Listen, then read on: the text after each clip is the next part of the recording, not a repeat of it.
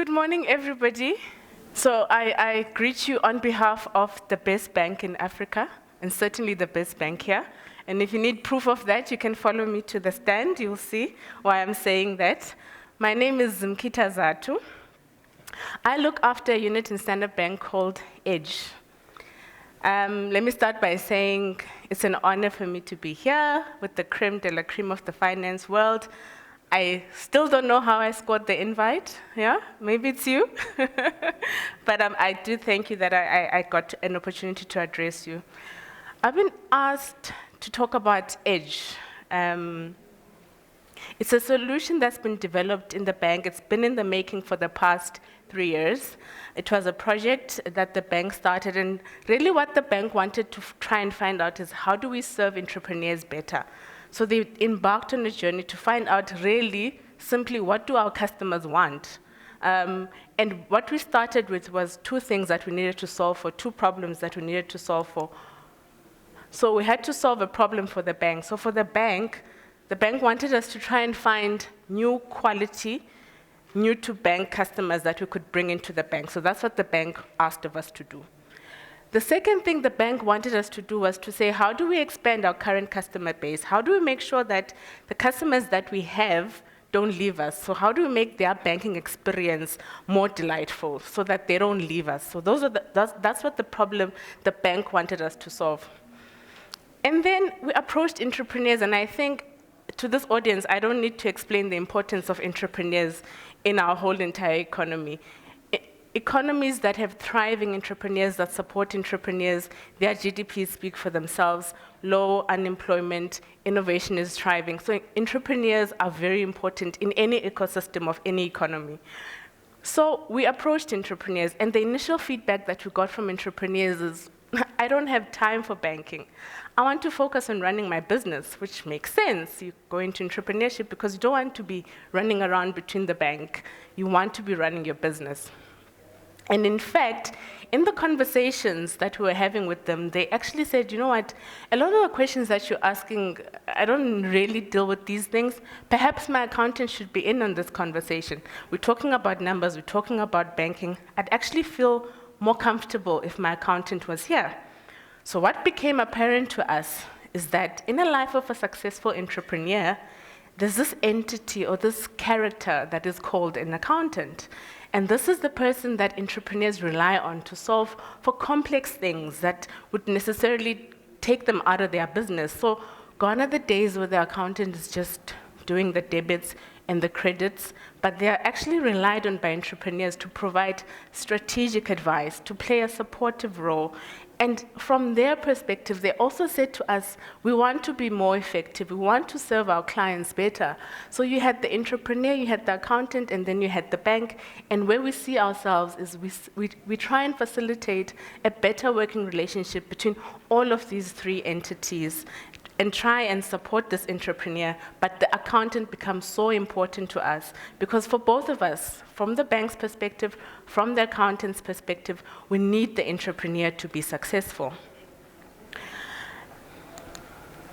To be able to, get the right information, we embarked on, I'd say, non-traditional ways of trying to get information. So we use techniques like your design thinking and your lean innovation because we wanted to be lean, we wanted to be agile, we wanted to be responsive.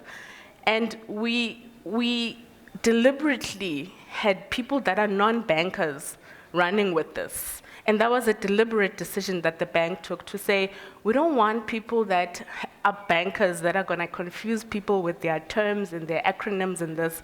We want people that are able to get the truth and get to the bottom of what we really need to do so we can extract the information that we need. Because we wanted to build a disruptive solution. So if you want to disrupt, you're not going to use traditional ways to try and get to the bottom of that disruption. So we had to abandon the traditional ways of getting information. So we started with a lot of customer interviews, I think over 300 to be exact. So that's where we use the design thinking. So what we do is we do the customer interviews, find out what customers want. Go back to the drawing board, build a prototype, go back to the customer and say, is this what you had in mind? yes, no. If it's a no, it fails quickly. We move on to the next thing. Ask our clients again, is this what you're looking for? And again, I want to say thank you to the customers, because we had real customers that we tested with, and they were very patient with us to say, is this what you wanted? Is this what you had in mind? They say yes, no. We come back, we say, are we sure this is what we are thinking about? And our customers were actually stellar in this regard. So I want to thank you, because they were very patient with us. And eventually, after all of that, then you start to solution. So unlike what many people would do or many banks would do, you think there's a problem. You build a solution for the problem. And then you hope that customers will want it, without having asked and without having truly understood what the pain points of these customers are, what the problem is first. So this is, what you see here is some of the design thinking that we ran at the CYPA conference. So on the left, we've got an entrepreneur and the accountant. So what we do is we know that all of these people don't have time. So what we do is we put a board up and we say, these are the pain points that accountants have said are the pain points. So instead of you talking about it, take a sticker, just put which one applies to you. Is it CSV statements? What is it? Is it documents in one place? And from that, and it takes 2 seconds, so you take a sticky, you put which one applies to you. Then we collate that information, where are the most stickies lying. So when you see a lot of orange, that means that is a problem. So instead of trying to solve for new account openings where maybe 1 or 2 people find that a challenge, then you start to really get to the bottom of the issue and you solve for what people told you. And it's really that simple. So that's what design thinking is about. You find out what the problem is, you do the prototypes. If something is not working, you don't solve for it. You solve for where the pain points are. And this is what some of the things that we did. And what did our customers say? So these are some of the quotes from the customers, actual customers. Banks look backwards. Accountants look forward. Entrepreneurs operate in the now. I need a quick response. So you can say no to me. It's fine. Say no. But tell me no quickly. It's fine. And from the accountants, I want to be innovative. I need my clients' documents in one place. My frustration is the bank statements from the bank. Some of the things where I want a bank that understands that this is my life. It's not a joke. It's my life. Can you just understand that part? And don't robo-bank me. I have a personality. And that is it. So we see customers and we think, oh no, this one fits here, this one fits there. And we don't realize that this is their life. This is everything to them. And some of the things that I liked and from the young people was, I want a fresh and dynamic bank with a personality. I don't want to belong to the old bank. So you'll see a lot of the edge branding is not standard bankish. It's got that fresh and young feel to it. So a lot of this then talk to how we position ourselves. So one of the other things that came out quite strongly from the insights that we had from customers is that banks judge customers. It's a very foreign concept to me. I didn't think that this was a thing, but it's actually a thing. So it seems like for most of our entrepreneurs, the bank has some standard or level of success that they have. And an entrepreneur that's walking through the door does not meet that level of success. And then it translates into even how you talk to some of these customers and how you group them now. This one is a small one, so we'll treat them small. This one is a big one, so we'll be nicer to them because they're a big one. It's a customer is a customer. And a customer for them, they might not be Richard Branson today, but in their eyes, that's where they're heading, and you need to be there for the journey. So in terms of where we position ourselves, we're very deliberate, and we said, we position ourselves and we do what is best for our clients. It's a very foreign concept with the bank, and we do struggle sometimes to try and sell it. So one example is that we do package loans for our clients. So we make sure that with the help of the accountant, we're able to package a loan that is credit ready. So the funding that you require, we'd be able to assist you to do that. But we take it to credit on your behalf, but we use the accountants to feed some of the information because they would have anyway all of the up-to-date information. And if for whatever reason, Standard Bank can't do that funding, we take that same application, we take it to EFSA, we take it to FNB. It's something that's not popular in the bank, but what we are saying is that we'd rather not lose that customer altogether. We'd rather still keep the customer, because for us, it's about the customer. It's not really about Standard Bank. So where we position ourselves, we say there's no judgment. So we don't judge. So we're able to help you, and if Standard Bank can't help you, we go next door, as long as you find the solution. And so we developed two propositions. One is what we call the value to entrepreneurs, and the other one is what we call a power to accountants. And we are deliberate about saying the power to accountants. So we actually are saying literally power to accountants. We're empowering accountants. So the biggest limitation for accountants is access to information. So an accountant up to now has to wait for his client to provide information. So the bank statements, the IT3Bs, the amortization tables, he has to wait for his client to get this so that he can do the management accounts, so that he can do the annual financial statements. And until he can produce those things, he can't bill. And it's information that we as the bank have. So we're saying, but the same thing then happens. So when the entrepreneur comes and says, I want funding, then we say, we need your management accounts, we need your annual financial statements. The accountant has this information, so how do we make sure that between us and the accountant, the relationship is open so we're able to share information? Because access to information is power. And this is what will ultimately give the accountant the edge to be able to solve for their customers. So when you sign up with Edge as an accountant, you get access to information of your clients. All the clients that bank with Standard Bank, we provide that information in a format that works for you, frequency that works for you, and then you can then be proactive about what then happens after you've got that information. So you're not reactive, and we know how it goes. Entrepreneurs, when they want funding, they want it yesterday. They don't want stories. So now you're like, we need this and this. Imagine when it's ready. So the accountant can say, you know what, Mr. Entrepreneur, because of the fees that I'm getting from Standard Bank, I'm able to do your management accounts in 2 minutes. Great. Now, 3 months down the line, you probably, at the rate you're going to need a facility. Standard Bank has this and this and that. Let's get it pre-approved. Let's do what needs to happen now so that in 3 months' time, we're not like running around like headless chicken trying to solve for this.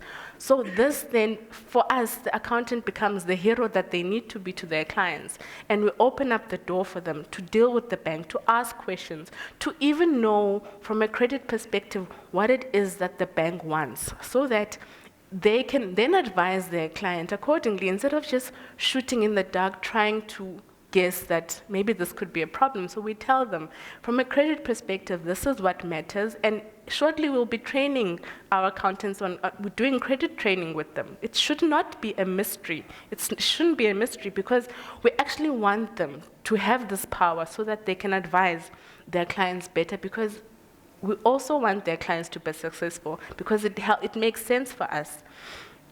So when this is sorted, the accountant signs up. Firstly, the accountant doesn't need to bank with Standard Bank. That's the other thing. We'd love for them to, and eventually they do, even the ones that don't. They don't have to bank with Standard Bank. At the moment, this is free for the accountants. So you just have to say to us, I'm in, and you sign up. And for all your Standard Bank clients, we then solution and we share this information. So you become like our partner. We collaborate together with you to make sure that the entrepreneur succeeds. The value to entrepreneurs. So in this offering, so now the entrepreneur has signed up their client, we offer what we call a delightful banking experience. So we offer a lot of the things that the home loans, the VAF, the business loans, we package, we do all of those things. And where we have had a lot of success is on the home loans. So a lot of entrepreneurs can't get home loans. For me, it was a bit weird. So you have people that run businesses know you're always the last to get paid. You pay all your people, and if there's money as an entrepreneur, you'll draw a salary. But if there's no money, maybe next month you'll see how it goes. But all of the people that you are paying, they qualify for loans because they're getting a salary every month. You, the one who's creating the jobs, the one who's providing employment, you can't because your income is wonky, yeah? So we've had a lot of success with especially home loans because we're able to look at the client holistically. So banking, there's personal, and then there's business, and then there's trust. These worlds hardly meet. So when you're looking for something that's personal related, the person who's looking at your personal profile will look at that. The person that's looking at the business will look at that. And what we're offering, in terms of what we say, we're delighting our customers, we give you a whole holistic experience. So we don't separate. It's your life, right? So it's not just I have multiple personalities. It's all me. I'm all part of the system. I've got a personal life. I've got a business, and the bank should be able to look at that holistically. What happens in the background of Standard Bank and personal and whatever shouldn't actually be your problem. It has nothing to do with you. So there's no way that when you call, they say, no, but did you talk to your private banker, or did you talk to this person, or go to the branch? Because from a personal perspective, you don't qualify for a private banker, but from a business perspective, because your turnover is X, you qualify for this. It's very, very confusing. So what we are saying is we're able to give you one contact in the bank that's available to you 24/7. And yes, customers have tested us.